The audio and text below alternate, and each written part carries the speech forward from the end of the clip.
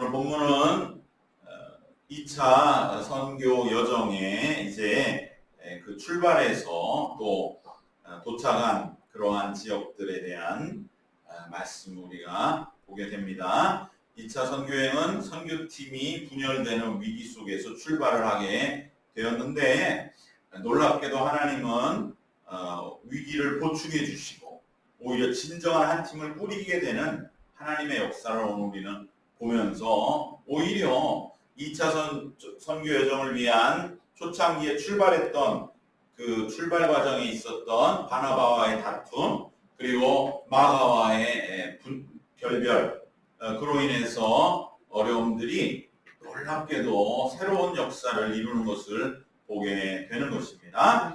마가를 선교팀에서 제외하고 바나바와도 굉장히 큰 다툼 이후 분열하면서 바울의 마음도 많이 힘들었을 것이고 출발도 그렇게 가뿐하지 않는 그렇게 힘차게 출발해도 모자랄 판에 그러한 상황이 되지 못했을 것입니다.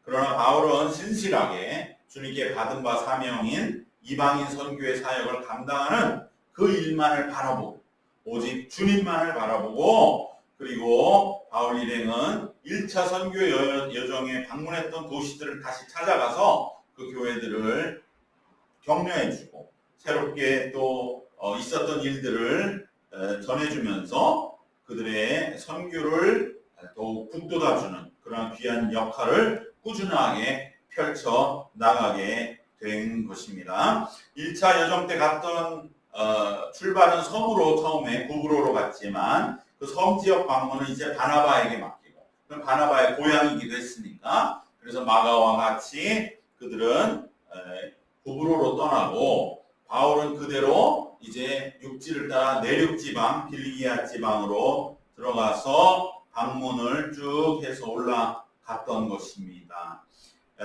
그래서 그곳 특별히 오늘 1절에는 루스드라에도 이르렀다.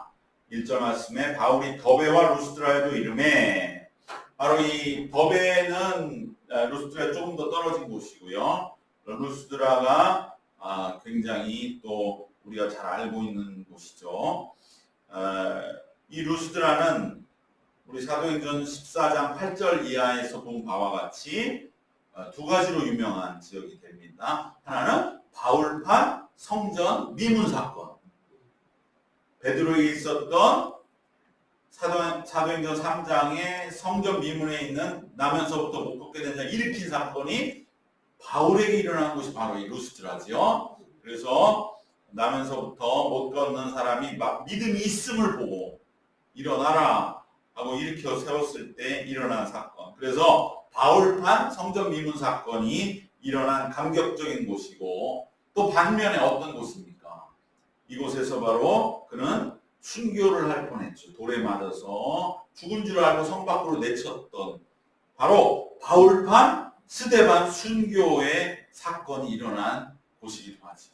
그러니까 이곳에서는 정말 엄청난 영광과 바울판 성전 미문 사건이라고 하는 감격적인 영광의 사건과 또 순교라고 하는 죽음 직전의 고통을 맛본 그야말로 천국과 지옥을 오가는 그러한 정말 혼신의 힘을 다한 바로 그곳이 루스드라였는데 그곳에서 오늘은 더 놀랍게 하나님의 역사를 맞이하는 이 세 번째 일이 중요해서 루스드라에서의 모든 사역이 드디어 완성이 되는데 그것은 바로 그의 영적인 아들인 디모데를 만나게 되었던 일인 것입니다. 어떻게 보면 그가 그곳에서 영광을 얻었 정말 하나님의 성전 미문 사건 같은 놀라운 영광 그래서 살아있는 신이다 라고 막 추앙을 받을 정도로 그러한 영광에서 또 죽음 직전에까지 이르는 죽음에서 그런데 이것보다 더 귀한 죽음과 영광보다 더 귀한 것은 뭐냐? 그의 영적인 아들인 디모데를 얻었다. 그의 어떻게 보면은 이제 아들도 얻은 정말 잊을 수 없는 성읍이 루스드라가 되고 하는 것이죠. 그래서 작년 벌써 재작년인가요? 그 루스드라의 여행 그 정말 성지 순례를 갈 적에 참 이곳을 가보고 싶었는데 지금도 루스드라의 정확한 위치는 추측은 하는데 발굴을 안 해요. 이 사람들이, 터키 사람들이. 그 거의 터키는 95%가 무슬림이거든요. 그러니까 발굴을 그렇게 적극적이진 않습니다. 우리나라였다면 벌써 뛰어들어서 난리가 났을 텐데, 그런데 루스드라라는 그 돌에 새겨진 조그마한 돌 조각이 발견된 곳은 몇십 년 전에 발견이 됐어요. 근데 그게 어디냐? 언덕이었어요. 언덕에. 주변은 논 같은 곳이고, 그래서 지금도 가면 저깁니다 하고 언덕만 보여줍니다. 거기를 파야 이제 거기서 돌들도 주춧돌도 나오고 기둥도 나오고 건물 잔해도 나오는데 지금은 그냥 언덕 하나 이렇게 큰 언덕, 산 같은 거기에서 그 루스드라라고 새겨진 돌 조각이 하나 나왔다는 거죠. 여기가 루스드라일 것이다. 근데 사실 그것도 모르는 건 아닙니까? 우리가 뭐 대전이다 이러면 대전이라고 써져 있는 게 대전에만 있느냐 이거죠. 이 근처에 대전 갔다 온 사람들도 자기가 거기서 대전이라는 표시 다 가지고 사는 거 아닙니까? 그래서 좀 그 루스드라 갔을 적에는 언덕만 보고 오는 거예요. 그래가지고 이제 그 여행사에서 현지 여행사죠. 그분도 현지 가이드 하신 분도 신학을 본인이 하고 싶은 마음이 있더라고요. 부산대 외대 출신인데 나이도 50대 이제 40대 후반이어서 비슷하니까 그래가지고 그분도 이제 부산 사람인데 굉장히 얘기를 많이 했습니다. 자기가 우리나라에서 좀 여러 가지로 IMF 때 힘들고 취업도 안 되고 그래서 터키에 와서 어떻게 지내다 보니 벌써 몇십 년이 됐고 그 중에 이제 신학 교회 도움을 많이 받고 이렇게 하면서 자기도 신학에 대한 생각 가지고 성지 순례를 이제 앞장서서 그 사람 가이드를 해주는데 그래서 이제 그 사람이 정말 보통 여행사는 잘 안 가는 킬리스트라라는 곳이 있어요. 거기서 한 20분 정도 가면 거기를 갔어요. 그런데 거기가 가면 거기는 마을이 있고요. 지금도. 그리고 동굴교회가 있어요. 그래서 동굴교회를 가면 거기 이렇게 옛날 예배드렸던 흔적들이 아주 희미하게 지금 남아있고 근데 거기에 모양이 꼭 루스드라 같이 이렇게 생겨서 막 그때 이 사도행전의 말씀들이 기억이 나면서 여기가 루스드라 아니냐. 거기는 그 동네 사람이 왔다 갔다 하다가 거기에 그게 큰 언덕이 아니더라는 거죠. 그래서 그 구조가 어떻게 돼 있나 참. 근데 이 킬리스트라라는 곳은 사람이 잘 안 가는데 얼마 전에 보니까 이 기사가 하나 보니까 킬리스트라도 또 관광지로서 포함을 시키는 사람들이 있더라고. 요즘 와서 이제 또 여기도 이제 유적은 있으니까 기독교 유적지로 가서 보곤 하는데 어디가 루스드라인지 정확하게는 아직은 모르는 것이죠. 어쨌든 이 참 루스드라는 희한한 게 터키에서 이렇게 북부에서 쭉 내려오다 보면 광야거든요. 나무가 없어요. 그러다가 나무들이 보이기 시작하는 그 지점이 루스드라. 그러니까 광야냐 숲이냐의 딱 경계선. 그러니까 아무래도 광야에서 살던 사람은 가끔 이쪽에 와서 숲에서 나는 것들을 구해 가는 것이고 뭐 과일이나 채소 이런 거는 광야에는 없으니까요. 그리고 이 숲 속에 농사 짓는 사람들은 광야에 있는 고기나 이런 것을 와서 여기서 구해서 서로 교환이 될 수 있는 그래서 당시에 루스드라가 번성했겠구나. 그게 딱 느껴지면서 그러나 지금은 그게 의미가 없잖아요. 냉장고 다 있고 뭐 시장이 있고 길이 편해야죠. 근데 여기는 길은 안 편해요. 막 산하고 물하고 골짜기들이 계속 이어져 있어서 굉장히 길은 좁고 구불구불한 그러한 지역이어서 현대적인 위치는 좋지 않으니까 차라리 이고니온, 코니아라고 하는 데가 거기 평지인데 광야인데 물을 끌어오기만 하면 아주 사람들이 생활하기 좋게 돼 있어서 그래서 이고니온 이후에는 더 발달하고 루스드라는 쇠퇴했구나 이걸 느낄 수 있지만 어쨌든 당시에는 또 이 사도행전에 있어서의 사도 바울의 초기 사역에 있어서 이제 2차 전도 여행에 비로소 그 유명한 빌립보 감옥 또 고린도 또 그리고 에베소가 결정적이죠. 왜냐하면 당시 터키 지역의 로마식 및 최고의 수도는 에베소. 그래서 에베소에 교회를 세우고 에베소의 담임으로 그 다음 이 사역하게 한 사람이 디모데입니다. 그래서 디모데가 가장 중요한 도시에 이제 후임으로 세웠고 중심지가 되니까 나중에 예루살렘이 이제 많이 망했지 않습니까? AD 70년 로마군에 의해서. 그러니까 예루살렘 교회가 에베소로 거의 넘어오지 않았냐. 안디옥보다 아예 더 올라가자. 중심지로 가자. 그래서 마지막에 예수님의 어머니 마리아가 에베소에서 소천했어요. 그리고서 무덤을 에베소에다가 썼느냐? 다시 그 유해를 예루살렘으로 그래도 모셨느냐에 대해서 의견이 나뉘죠. 근데 대부분은 예루살렘은 모셨다. 그리고 그때 끝까지 마리아, 예수님의 어머니 마리아를 모셨던 사람이 십자가에서 예수님의 부탁을 받은 요한이죠. 제일 젊은 제자. 그래서 요한이 끝까지 마리아를 에베소까지 모셨고 임종을 보고 요한도 에베소에서 죽어요. 그래서 요한의 무덤이 에베소에 있어요. 에베소에 가면 에베소 교회 정중앙에 요한의 무덤이 있어요. 거기를 다들 가보고 기념석을 보고 이렇게 하는데 그만큼 에베소가 중요한데 바로 에베소에 모든 것을 맡긴 것은 디모데고요.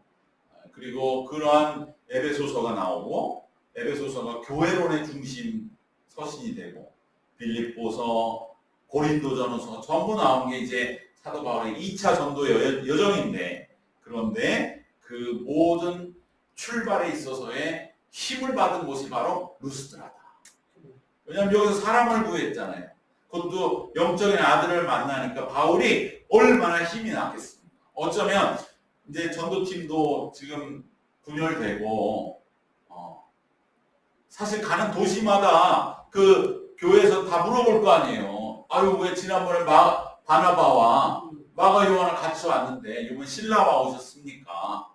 그럴 때 뭐라고 듣더라는 바울이 사실 그렇잖아요. 그러니까 사실은 그렇게 특별한 기록이 없다가 여기 오늘 이 말씀이 15장 36절 바로 그 앞에서 출발을 해서 이제 잠깐 15장 끝부분에 이제 2차 전도여행 출발을 했지만 그러나 그냥 간략하게 기록이 되어 있잖아요. 15장 40절 41절에 우리가 읽은데 바로 앞에 두 절입니다. 그죠? 40장 40절 41절 바울은 신라를 택한 후에 형제들에게 주의 은혜의 부탁함을 받고 떠나 수리아와 길리기아로 다니며 교회들을 견고하게 하니라.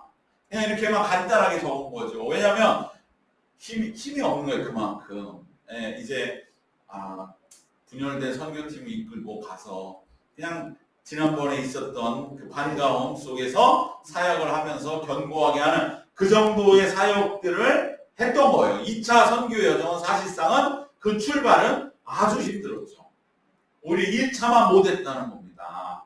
그런데 오늘 이제 16장에서 비로소 루스드라에 이르러서 디모데를 만남으로 바울은 힘을 얻고 그리고 그 다음에 나오는 오늘 말씀 다음에 나오는 게 그 유명한 마게도니아 환상. 여기에 이제 다음 주에 보면 여기서 한 청년이 마게도니아 사람 하나가 나와서 우리로 마게도니아로 오시라. 그러니까 여기서부터 이제 본격적인 2차 전도 여행을 우리 생각해서 사도 바울이 어디로 갈까 방황했다 이렇게 생각하지만 사실은 그렇지 않다는 것이죠. 루스드라에서 힘을 얻은 그 부분을 결코 빼놓으면 안 되고, 이것은 결국 우리에게 무엇을 말씀하느냐?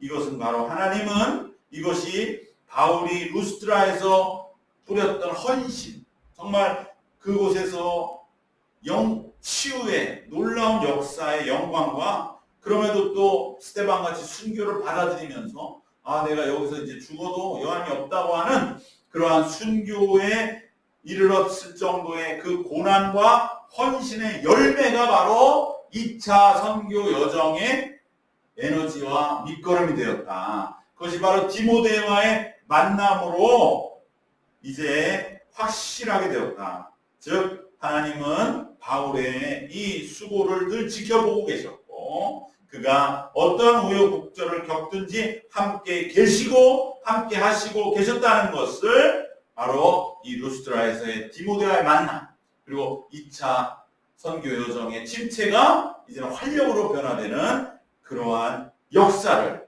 우리는 결론 내릴 수 있는 줄로 믿습니다.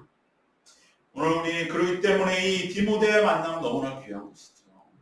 자칫 정말 몇 줄 안 되는 말씀이 끝날 줄 알았던 2차 선교 여정이 폭발적인, 그야말로 빌립보, 고린도, 에베소와 같은 그러한 도시들을 정말 하나님의 역사 속에서 섬기며 나아갈 수 있었던 그 뿌리가 루스드라에 있었다. 그것은 바로 하나님께서는 한때 어려움을 겪은 성도들은 그냥 방임해 두지 아니하시고 반드시 더 좋은 길로 인도하신다고 하는 것을 우리는 기억해야 할 줄 믿습니다. 주님의 일에 더 부합되는 협력자를 우리 주님은 붙여주신 것이죠. 이것이 바로 하나님의 놀라운 역사임을 우리는 이 루스드라에 절대 잊어버려서는 안 되는 것이죠. 그곳에서 물론 이적도 있었고 그곳에서 순교도 할 뻔했지만 더 귀한 것은 그것이 밑거름이 되어서 하나님은 디모데라고 하는 영적인 아들을 만나게 하시고 사도 바울의 2차 전도 여정을 온전하게 더욱더 이제는 유럽을 향해 나갈 수 있는 그러한 엄청난 역사와 권능을 허락해 주셨다라고 하는 것을 기억하면서 처음에 어려움들이 있다 할지라도 하나님은 절대적으로 그것을 그냥 두지 않으시고 오히려 더 큰 은혜로 부어주시는 것을 기억해야 할 줄 믿습니다. 복받을 만한 그릇이 되면 하나님은 반드시 복을 부어주십니다. 이런 말이 있습니다. 스승이 준비되면 제자가 나타나고 제자가 준비되면 스승을 만나게 하신다라는 말이 있습니다. 바울이 준비되었다고 여기신 하나님은 바로 디모데라고 하는 제자를 붙여주신 것입니다. 그렇기 때문에 우리들도 준비된 그릇이 되는 것이 중요합니다. 정말 우리가 늘 기도해야 할 점은 여기 있습니다. 하나님께 무엇을 달라, 무엇을 주시옵소서 이렇게 기도할 것이 아니라 주님 내가 신실한 하나님의 진정 은혜와 은사와 복을 받을 그릇이 되게 하여 주시옵소서. 이것이 바로 바울의 기도였기 때문에 하나님은 바울이 여기서 그 어떠한 기도도 하나님께 정말 하나님 이제 우리 팀도 분열되고 정말 어떻게 해야 될지 모르겠습니다. 정말 나에게 새로운 사람을 보내주십시오라고 기도했다는 기록 하나 없음에도 불구하고 하나님은 바로 준비된 그릇, 바로 준비된 스승과 제자가 되었던 사도 바울에게 부어주신 것처럼 하나님 반드시 준비된 자에게 복과 제자와 스승을 붙여주심을 믿으시기를 바랍니다. 그리고 내 자신이 더욱 준비된 그릇이 되고 준비된 스승이 되고 또 준비된 제자가 되기 위하여 늘 기도하며 훈련되어지시기를 축원합니다. 그럴 때 하나님 풍성한 협력자들을 보내주실 줄로 믿습니다.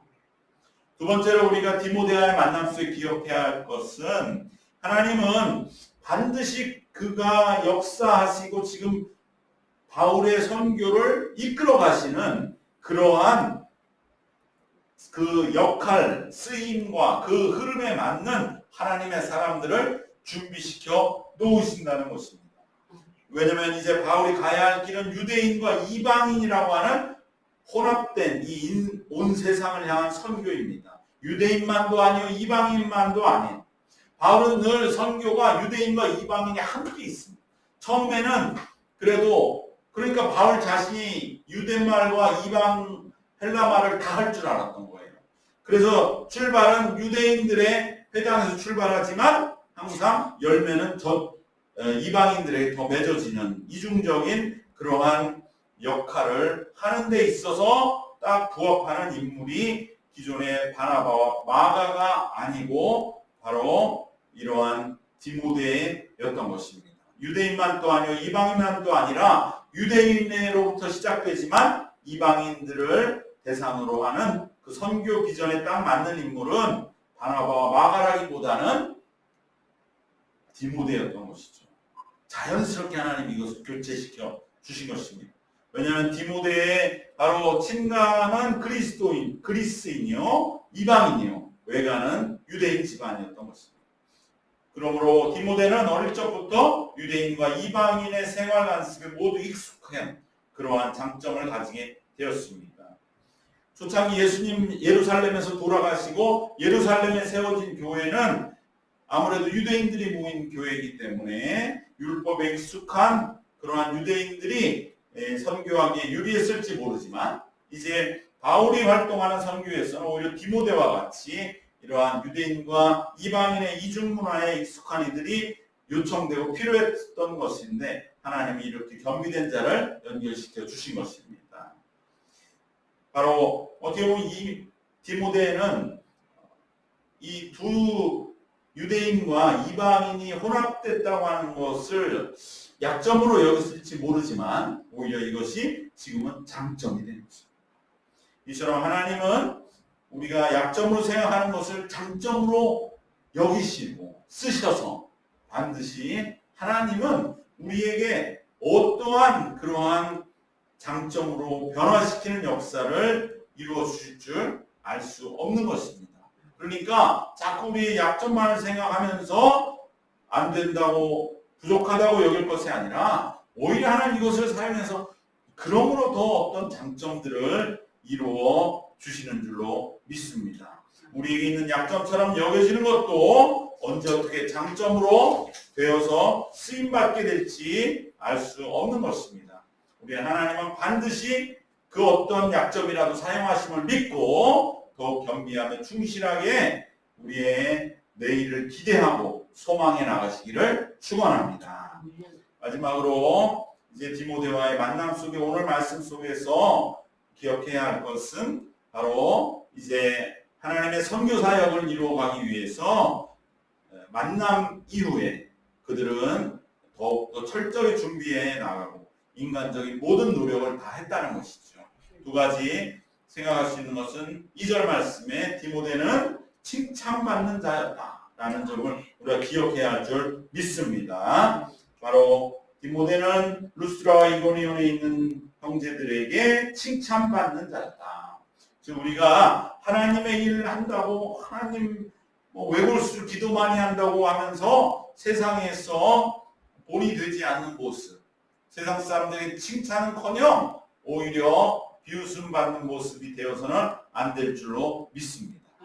옛날에 그런 사람들 또 오늘날도 어쩌면 우리가 더 세상은 기독교인들에 대하여 아주 삐뚤어진 시선 보는 이때에 오히려 이러한 점은 더 중요하게 우리가 여기면서 신앙이 좋다고 하는 것과 세상적인 삶의 모습이 분리되지 않아야 할 줄로 믿습니다. 언제 어디서나 하나님 앞에 기준으로 행하는 것을 당장은 안 될 수 있어요. 왜냐하면 세상이 너무나 험악하고 세상은 무지막지하게 우리에게 올 때에 우리가 어떻게 예수님과 같이 그럴 수 있습니까? 그러나 꼭 그런 의미가 아니라는 말이죠. 우리는 가장 하나님의 뜻 안에서 분명한 그러한 인도를 받으면서 때로는 싸우는 것 싸우고 정의와 공의의 길을 가면서 그러면서도 세상으로부터 그렇게 그러한 모습으로만 살아도 우리는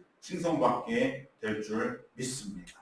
너무나 어거지와 같은 그러한 모습들은 그것은 그렇게 좋은 것이 아니고 오히려 그것은 복음 전파에 방해가 될 수 있다라는 점을 이 말씀 속에서 우리가 보게 되는 것이고요. 두 번째는 디모데에게 할례를 행하였다는 것이죠. 3절 말씀에 있는 것처럼 바울이 그를 데리고 떠나고자 할새 그 지역에 있는 유대인으로 말미암아 그를 데려다가 할례를 행하니 그 사람들이 그의 아버지는 헬라인인 줄 다 알미러라. 그러면서 바로 그 지역의 유대인들도 바울에게 디모데 참 좋은 사람인데 그가 이제 하나님의 일을 하려면 유대인들도 만나야 되고 설득해야 되는데 그러기 위해 할례를 받는 것이 좋겠다. 오직 이것은 유대인이기 때문에 받는 게 아니에요. 디모데가 만약 선교를 하지 않았다면 그저 그 루스드라에 머물러 신앙생활만 했더라면 그는 이 루스드라라는 이방 지역에 할례를 받지 않고 일상생활하고 교회 생활하는 건 아무런 문제가 되지 않았습니다. 그러나 이제부터는 유대인들을 만나야 했기 때문에 아예 모든 걸림돌도 제거를 한 것이죠. 적극적인 모습으로 겸비한 자가 된 것입니다. 바로 선교적인 삶을 산다고 하는 건 이렇게 다른 사람이 조금이라도 어떤 불편을 느낄 만한 것이 있으면 스스로 이것은 우리들이 그것에 맞출 수 있는 그러한 마음, 그것이 우리에게 선교를 위해서 가야 할 길인 줄 믿습니다. 바로 세상적으로 칭송을 받는 삶, 이것이 인간적인 최선의 노력이요. 또 다른 이들에게는 그 어떤 불편함도 주지 않는 모습이 선교를 감당하는 일꾼으로서 우리가 늘 마음에 디모데를 통해 품어야 할 모습인 줄 믿습니다. 디모데와 같이 우리도 모든 그러한 걸림을 제거하고 그래서 굳이 세상이 어색해하는 것 우리가 할 필요 없습니다. 우리는 그저 모든 사람들에게 함께 소통할 수 있는 그러한 마음을 열 수 있는 그러한 평안함으로 늘 유지하면서 그럼에도 세상에 칭찬을 받는 그러한 복음의 일꾼으로 쓰임 받으시기를 바랍니다. 오늘 말씀 세 가지로 결론으로 맺겠습니다. 첫 번째는 정말 디모데와의 만남. 하나님이 루스드라에서 1차 선교 여행 때 정말 바울이 혼신의 힘을 다했던 선교의 열매인 것을 우리가 기억하시고 하나님은 2차 선교의 초창기에 선교팀의 분열로 어렵고 힘들었던 바울에게 반드시 더 좋은 것을 주시는 하나님이시라는 것을 기억하면서 오늘 우리의 삶에도 하나님 반드시 더 좋은 것으로 주신다. 결코 하나님은 힘들어하는 그 모습 그대로 두지 않으신다라고 믿어야 할 줄로 우리는 마음에 새기시길 바랍니다. 두 번째, 하나님은 적재적소 모든 그 시와 때에 꼭 필요한 일꾼, 이제는 이방인을 향한 선교를 해야 되기 때문에 유대인과 이방인 모두에게도 마음껏 선교할 수 있는 디모데로 선교팀을 바나바와 마가에서 디모데로 자연스럽게 교체시켜 주셨다.